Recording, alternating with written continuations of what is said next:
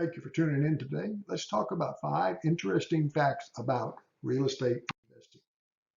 My name is Jim Glasgow. I'll be your presenter today. I'm the author of the book, How I Made Millions in Real Estate and How You Can Too. I've been a real estate investor for more than 30 years. 8 is the number of houses that real estate investors own who have their houses professionally managed. That's a nationwide average. Investors who manage their own residential real estate have an average of 2 houses. Interesting fact about real estate investing number 2, mobile homes are cash cows. So what do I mean by that?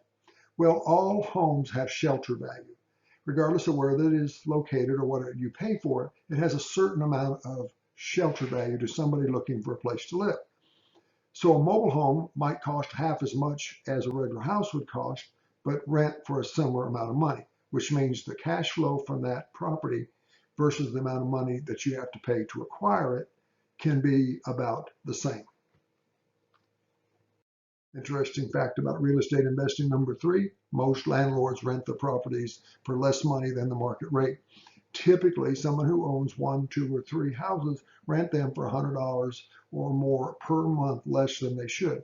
They often don't raise the rents for years. Great for the tenant, not good for the landlord, because without the money coming in, the houses tend to deteriorate. That can be a buying opportunity for a different investor. Fact number 4 about being a real estate investor. Landlords who fail to vet their tenants find that it is very costly. On average, it costs $3,500 when you don't properly vet the tenant. It happens because of lost rent. It happens because of repairs you have to make when people move out prematurely.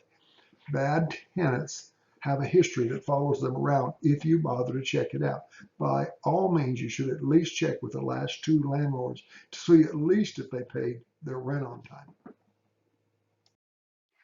Interesting fact number 5, a 2-year lease saves you money as a landlord.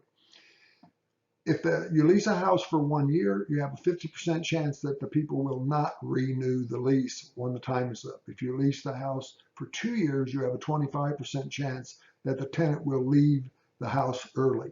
Most people will honor their commitments if you have the commitment in the first place. So here's what I do. If I rent the house for 1 year instead of 2, I charge an extra $100 a month.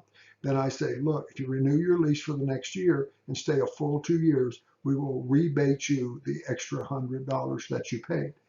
Why would I do that? Because vacancies cost me money.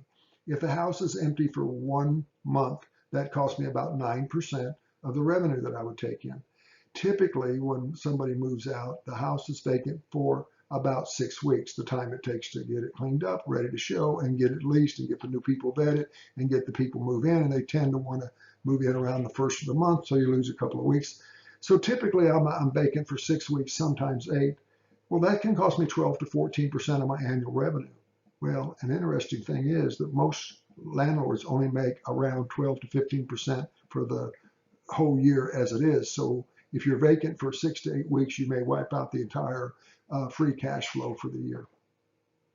Well, I hope you found these 5 facts about real estate investing interesting.